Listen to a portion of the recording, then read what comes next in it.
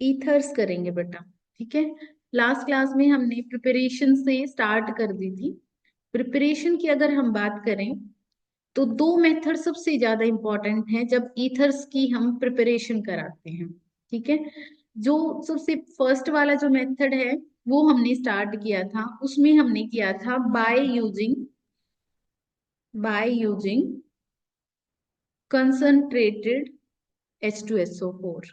यानी हमने concentrated H2SO4 लिया है, तो उसको यूज करते हुए भी हम ईथर की फॉर्मेशन करा सकते हैं। देखो कंसंट्रेटेड H2SO4 जब हम यूज करते हैं, तो जैसे मान लीजिए हमारे पास है CH3CH2OH। तो कंसंट्रेटेड H2SO4 यूज करते टाइम हमें टेम्परेचर का बड़ा ध्यान रखना पड़ता है। 443 केल्विन तक हाई टेम्परेचर दे दिया, मतलब आपने टेम्परेचर हाई कर रखा है। ध्यान से सुनना, इस पॉइंट को आगे यूज करने वाली हूँ बेटा। अगर आपने टेम्परेचर हाई कर रखा है तो यहाँ पे एल्कीन्स की फॉर्मेशन होती है, CH2 डबल बॉन्ड CH2, इसकी फॉर्मेशन होती है, प्लस वाटर बाहर निकल जाता है। ये हम कर चुके हैं। लेकिन अगर टेम्परेचर इसी इसी के अंदर आपने टेम्परेचर कम रखा है, ये प्राइमरी अल्कोहल है बेटा हमारा, और आपने क्या रखा है, कंसंट्रेटेड H2SO4 यहाँ पे यूज किया है और 413 केल्विन के आसपास टेम्परेचर रखा है। ठीक है, तो क्या होगा, यहाँ पे इंट्रामोलिक्यूलर डिहाइड्रेशन होगा और ईथर्स की फॉर्मेशन होगी। यहाँ से वाटर बाहर निकल जाएगा और क्या होगा, CH3 CH2 OCH2CH3, यानी ईथर्स की फॉर्मेशन होगी, प्लस क्या होगा, वाटर बाहर निकल जाएगा। ये वाला था। इस वाले का मैकेनिज्म हम पहले कर चुके हैं, आपने नोट साथ साथ में बनाए हैं, तो आपने किया था बेटा ये वाला एलिमिनेशन वाला। अब हम बात कर रहे हैं इस वाले के लिए, यानी ईथर्स की फॉर्मेशन के लिए SN2 मैकेनिज्म फॉलो होता है, और वो मैकेनिज्म आपको देखना है किस तरीके से करते हैं। SN1 और SN2 दो, हमने SN1 SN2 में क्या डिफरेंस ये पढ़ा हुआ है। ठीक है, SN2 में क्या होता है, बैक साइड अटैक होता है। अब करके देखते हैं मैकेनिज्म, अब इस रिएक्शन का हम मैकेनिज्म करने वाले हैं।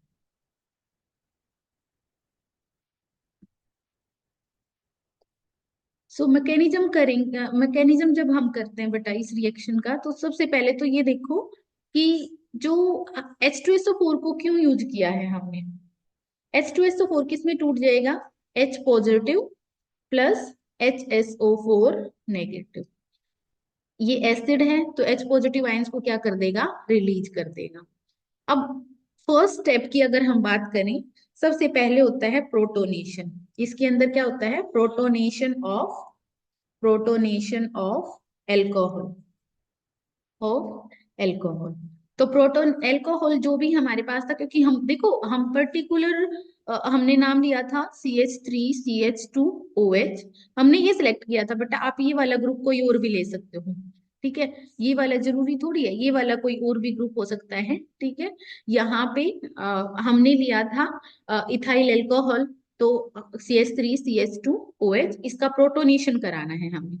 तो प्रोटोनेशन कराओगे तो ऑक्सीजन के पास क्या होते हैं, दो लोन पेयर होते हैं बेटा।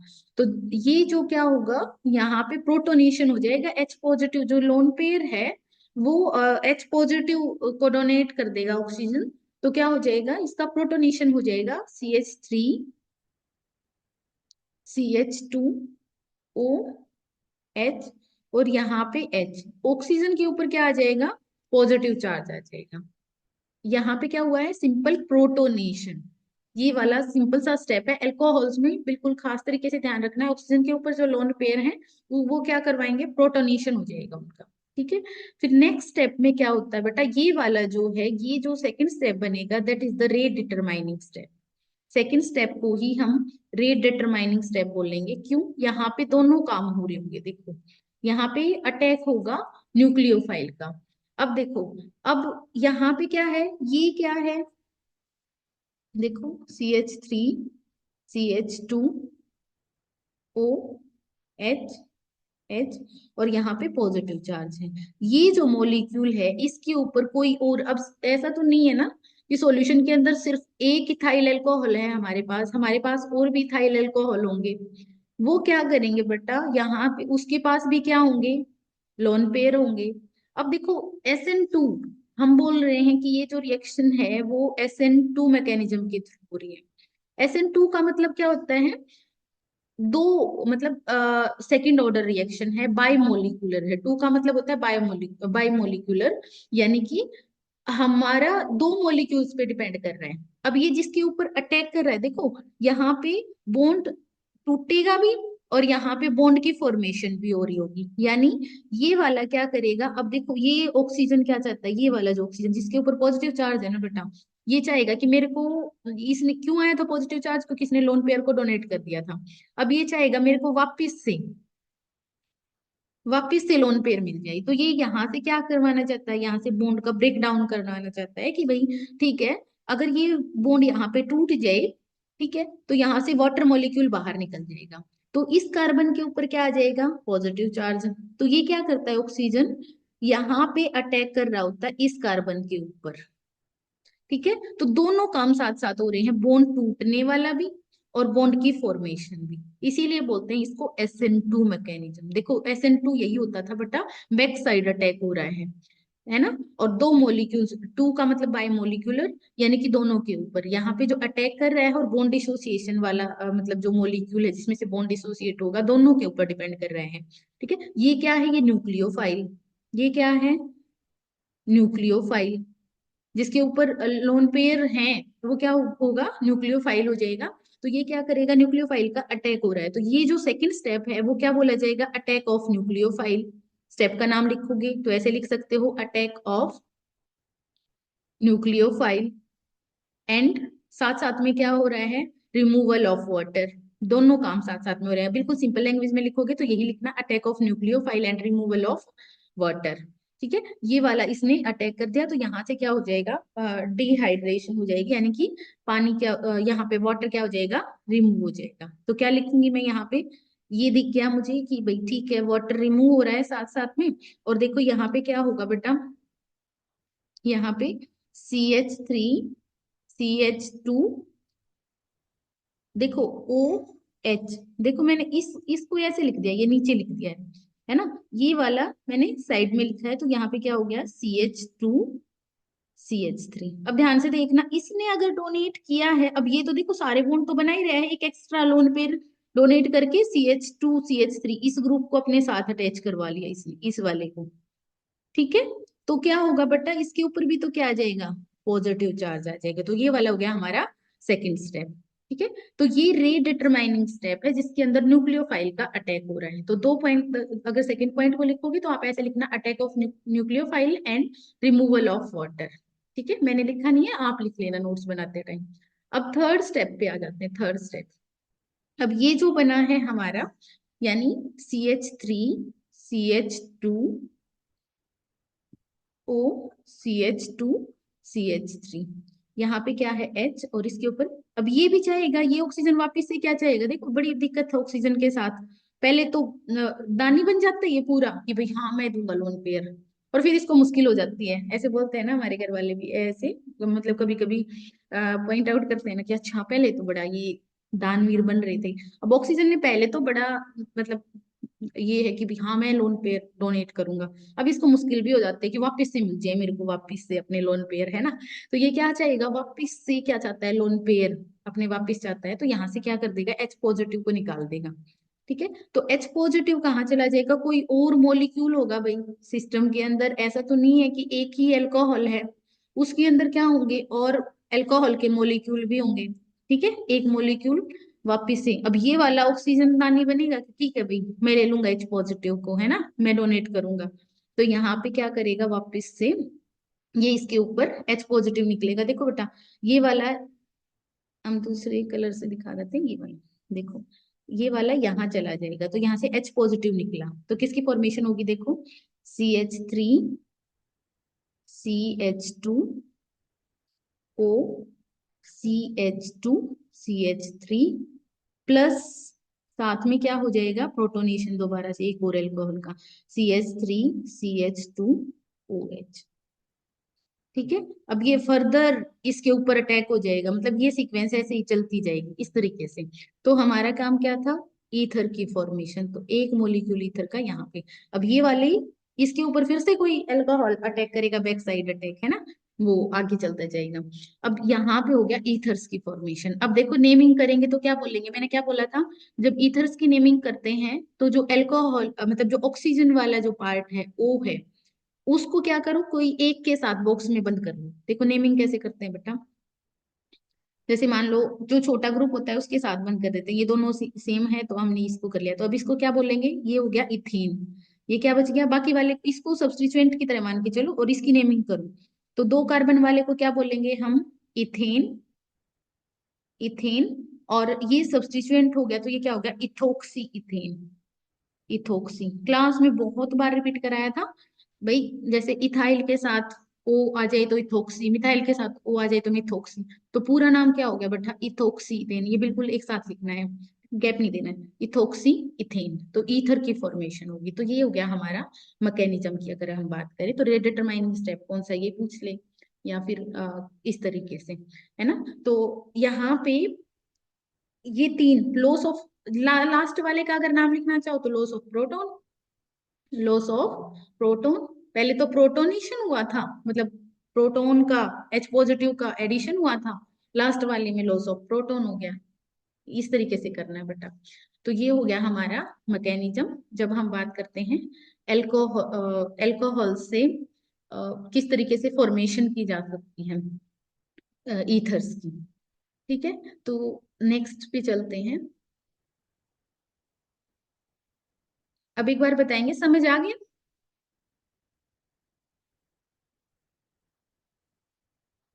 एक बार सभी बच्चे बताएंगे बेटा, समझ आ गया। यस, अंकित, अनु, हर्षिता, वेरी गुड। सपना, यस बेटा। बाकी सब बच्चे बेटा,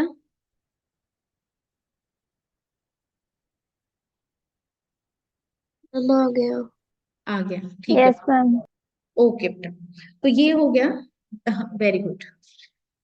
ओके बेटा, फिर नेक्स्ट पे चलते हैं। तो ये था हमारा मैकेनिज्म, यानी 413 केल्विन अगर आपने टेम्परेचर रखा, देखो दोबारा से एक बार। तो ये तो मैकेनिज्म किया।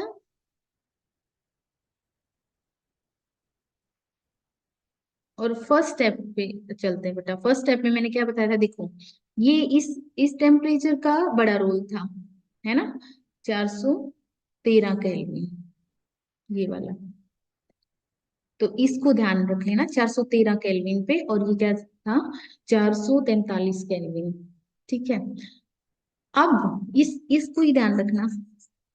इसी के साथ ये कौन सा अल्कोहल था बेटा, ये प्राइमरी अल्कोहल था। ये कौन सा था, प्राइमरी अल्कोहल। ठीक है, देखो 443 हो ना टेम्परेचर, 443, 433 से 443, तो चाहे प्राइमरी सेकेंडरी टर्सरी कोई भी हो, एल्कीन ही बनेगा। ठीक है, 413 पे, इस इसको ध्यान रखना अब जो आगे बताने वाली हूँ उस पॉइंट में।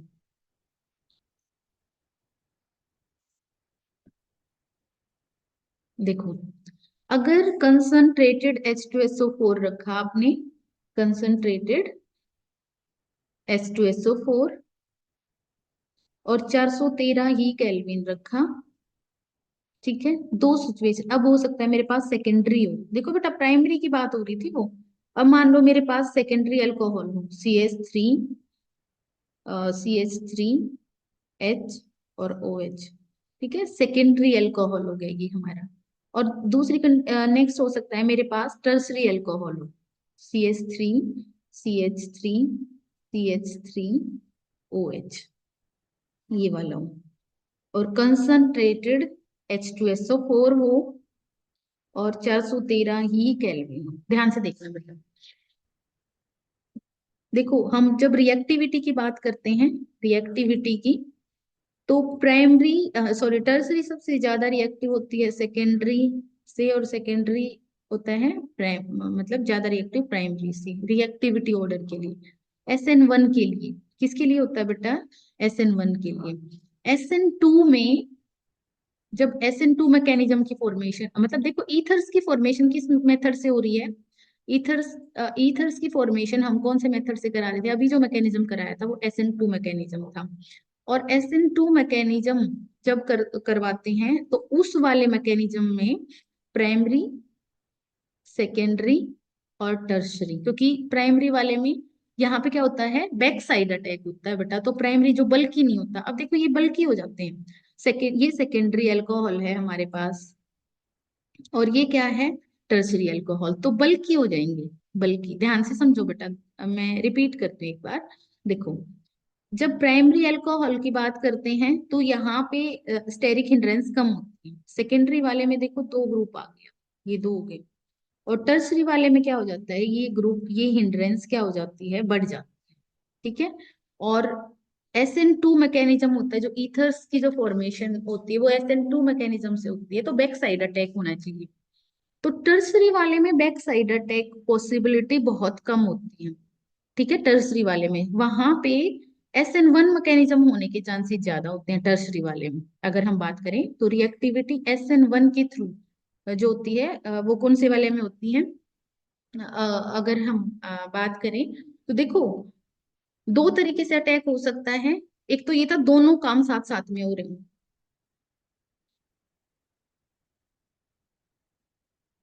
देखो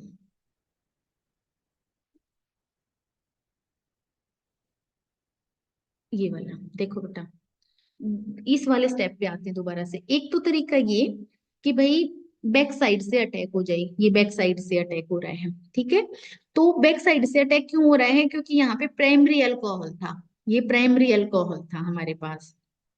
ठीक है, दो हाइड्रोजन थे इसके पास, एक ही ग्रुप था ये वाला साइड वाला, तो बैक साइड अटैक बहुत अच्छे से होता है प्राइमरी वाले केस में ये। ठीक है, लेकिन अगर हमारे पास ये सेकेंडरी हो जाता है या फिर टर्शरी हो जाता है, ठीक है, सेकेंडरी या फिर टर्शरी, तो उस केस में क्या होता है बेटा, उस केस में यहाँ पे बोन टूटे और फिर अटैक हो। देखो यहाँ पे क्या है, बोन टूट भी रहा है और फिर अटैक हो रहा है, that is the SN2 mechanism. और SN1 क्या होता है, ध्यान करो, SN1 क्या होता है, पहले बोन टूट जाए, ये वाटर निकल जाता और तब जाके ये अटैक करता, ये SN1 होता है। तो जो सेकेंडरी होता है उसके अंदर, अगर हम बात करें सेकेंडरी और टर्सरी में, तो उसके अंदर पहले बोन टूट जाएगा। ये जो मेथड है ये कौन सी के लिए है, ये प्राइमरी, प्राइमरी अल्कोहल के लिए होता है। पेपर में भी यही आएगा बेटा, चिंता मत करो, प्राइमरी यही वाला आएगा जो लिखवाए हैं। बट कीप इन माइंड कि अगर सेकेंडरी और टर्सरी आ जाए हमारे पास, ये ग्रुप सेकेंडरी या टर्सरी हो जाते हैं, तो उस केस में SN1 मैकेनिज्म फॉलो होता है। ये कंसेप्ट बनेगा हमारा, मैं लिखवा देती हूँ ये वाला पॉइंट, ताकि आप नोट्स में ऐड कर पाओ एक बार।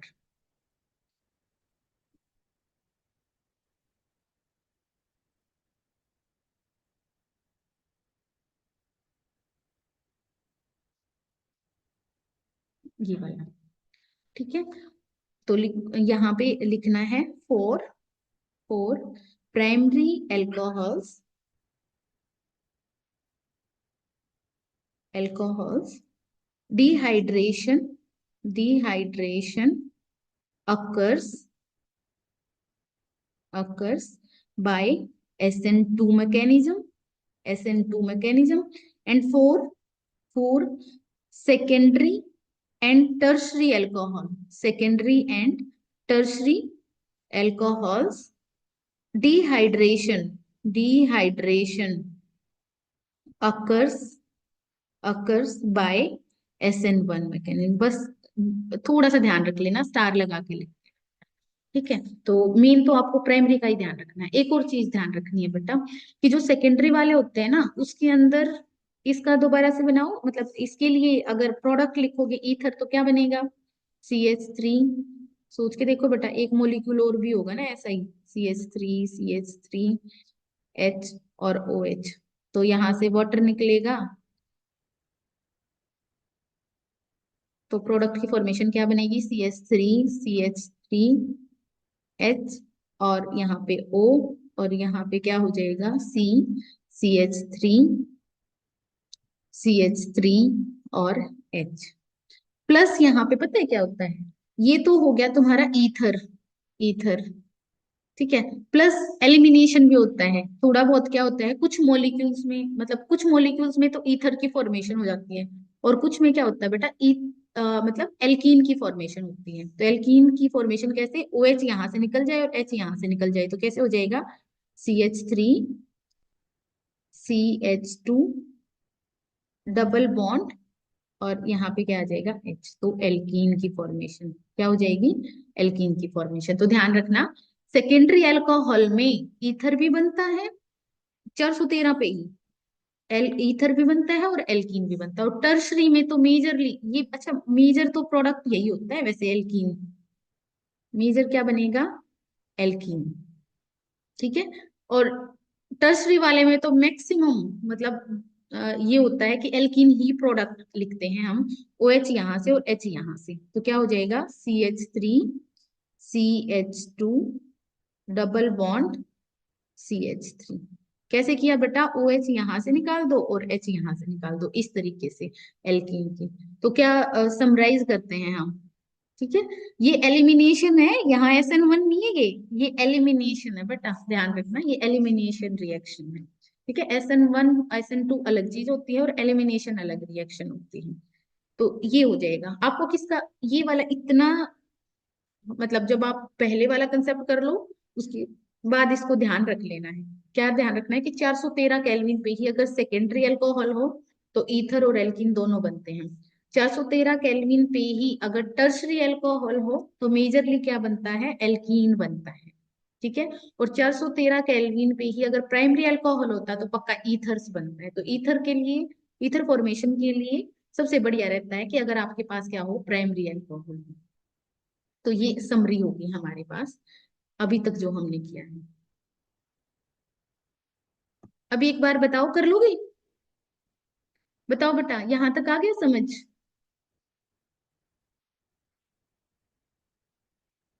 ये सपना ठीक यस है, मैम।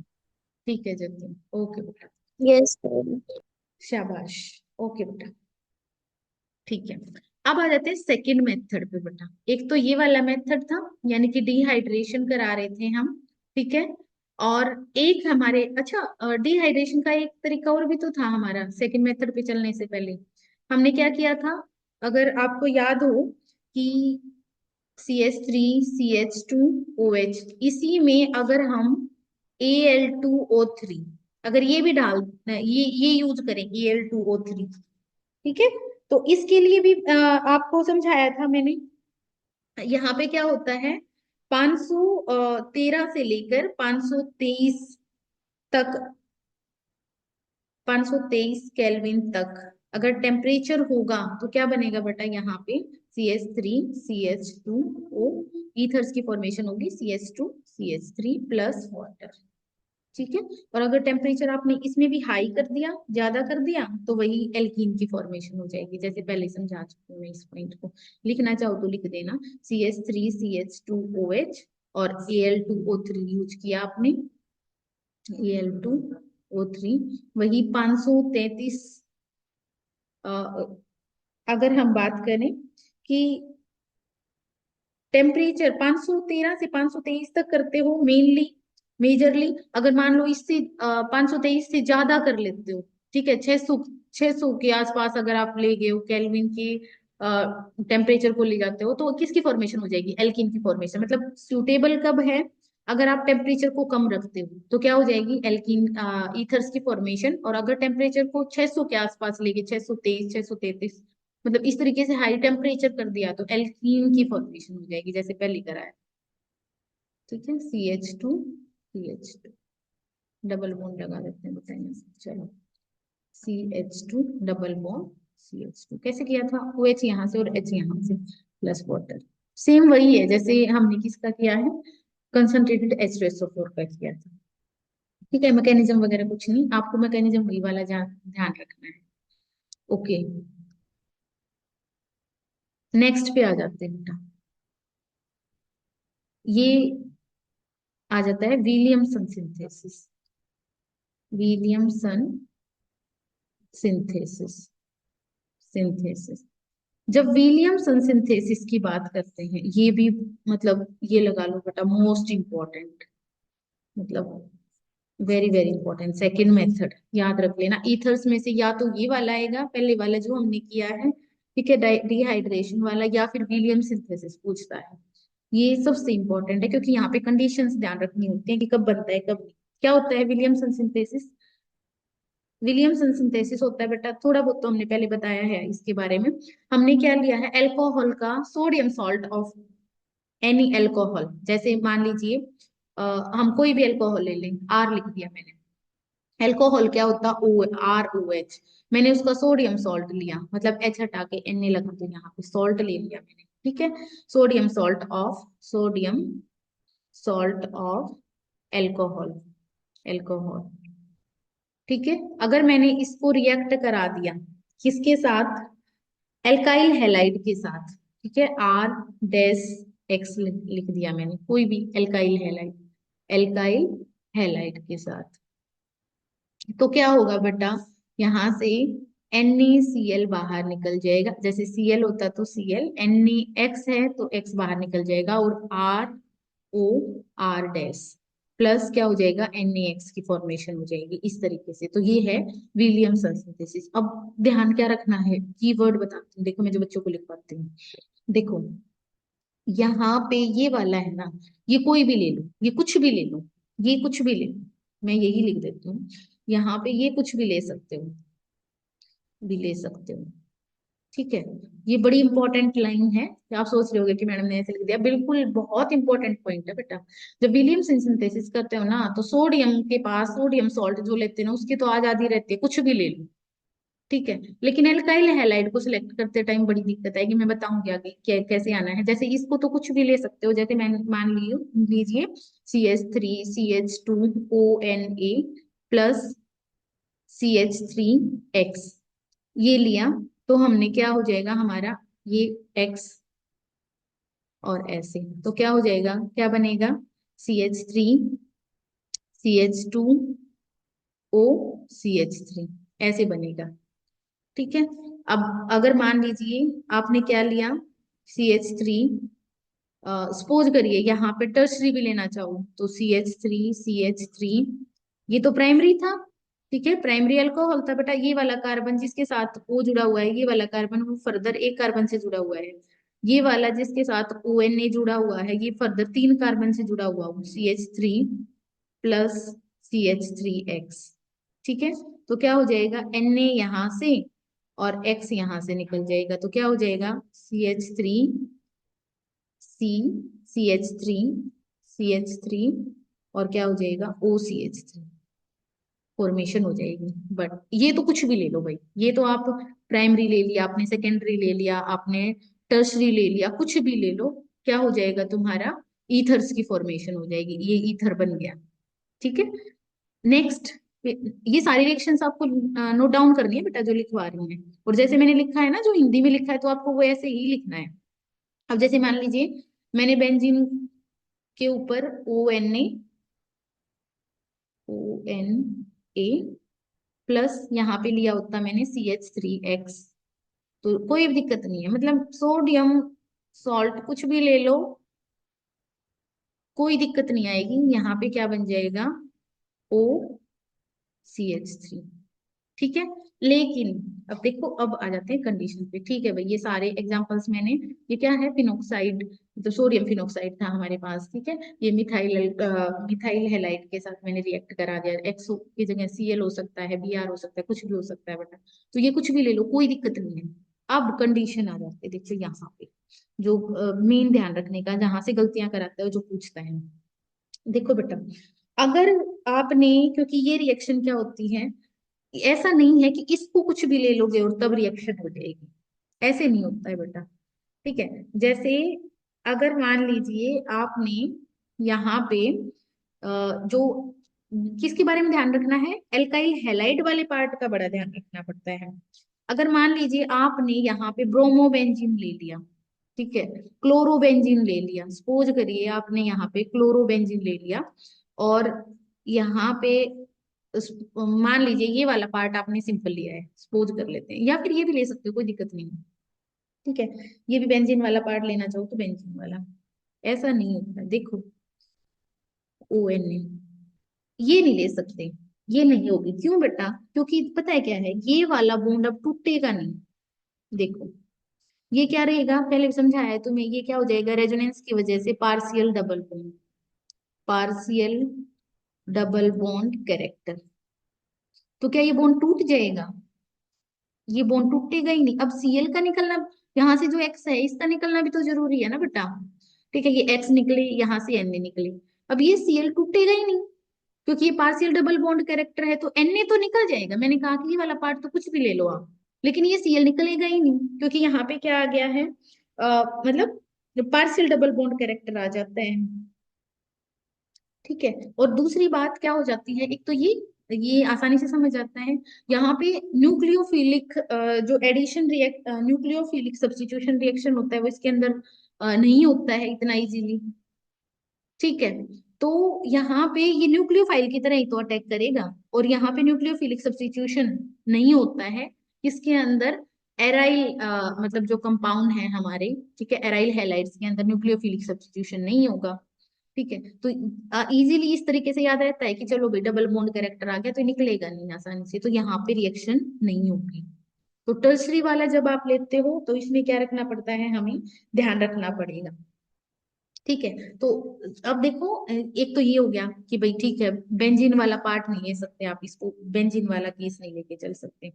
अब दूसरे भी कुछ मतलब पॉइंट्स बनते हैं, जैसे मान लीजिए आपने यहाँ पे सेकेंड इसको टर्सरी ले लिया, ये तो आपने लिया CH3 CH2 ONA। ठीक है, अब देखो ये वाले पार्ट की कोई दिक्कत नहीं है बेटा, ये कुछ भी ले लो, इसकी कोई दिक्कत नहीं है। लेकिन इस वाला पार्ट जो एल्काइल हैलाइड वाला है ना, इसका बड़ा ध्यान रखना पड़ेगा आपको। आपने ये सोचा कि CH3 CH3 Cl, सपोज करिए मैंने ये वाला ले लिया, मतलब tertiary alkyl halide, tertiary alkyl halide, alkyl halide ये वाला ले लिया। पता है इसके अंदर क्या होता है, यानी कि जब आप ये यहाँ पे ये वाला पार्ट टर्सरी ले लेते हो, ठीक है, यहाँ पे एलिमिनेशन रिएक्शन हो जाती है। मतलब ईथर्स नहीं बनेंगे यहाँ पे, ईथर नहीं बनेगा जो हमें चाहिए। हमें क्या बना रहे हैं, हम क्या बनाना सीख रहे हैं, ईथर। यहाँ पे ईथर की फॉर्मेशन नहीं होती है इस केस में, अगर आपने ये टर्सरी ले लिया। क्या होगा बेटा, मैं बताती हूँ। ये जो Na है, जो ये Cl है, ठीक है, वो तो यहाँ से Na के साथ निकल के चला जाएगा। जैसे ये Cl किसके साथ, Na के साथ, ठीक है भाई, वो तो वहां भी निकल रहा था, जैसे NaX यहाँ पे प्रोडक्ट लिखूं तो ये NaX निकल रहा था। तो यहाँ पे भी क्या हो जाएगा बेटा, साइड प्रोडक्ट लिख देती हूँ मैं, यहाँ पे NaCl बाहर निकल जाएगा। ठीक है, Na और Cl निकल गया। अब जो ये है ना, ये जो ये वाला जो ग्रुप है, ये वाला, ठीक है, जैसे इथोक्सी, ध्यान से समझो बेटा, ये क्या है, इथोक्सी। मिथाइल होता तो मिथोक्सी। ठीक है, ये क्या करेगा, यहाँ से H को निकाल ले जाता है, यानी कि ये ज्यादा एक्टिव होता है। यहाँ से किसी इस वाले से H को निकाल लेगा, H को निकाल लिया, जैसे यहाँ से ये भी जो है, ठीक है, जो एल्फा कार्बन्स हैं, ठीक है, वहां से एच को निकाल लीजिएगा यहाँ से, तो क्या हो जाएगा, मान लीजिए यहाँ से एच को ले गया ये, ठीक है, तो क्या हो जाएगा, इस वाले पॉइंट से एच को निकाला तो क्या बन जाएगा, ये साइड में लिखती हूँ मैं इसको, CH3 CH2 OH। थोड़ा सा देख लेना बेटा, CH3 CH2, ये क्या लेके गया है, इस वाले एच को ले गया इधर से। ठीक है, तो क्या बच गया बेटा हमारे पास, जो H निकलते ही यहाँ से H निकल गया, यहाँ से Cl निकल गया, H पॉजिटिव निकला है यहाँ से Cl निकला था, यहाँ पे डबल बॉन्ड आ जाएगा, तो क्या हो जाएगा, CH3 CH2, और क्या हो जाएगा, CH3, ऐसे। तो हमें तो चाहिए था ईथर, हमें चाहिए था ईथर, लेकिन फॉर्मेशन किसकी होगी,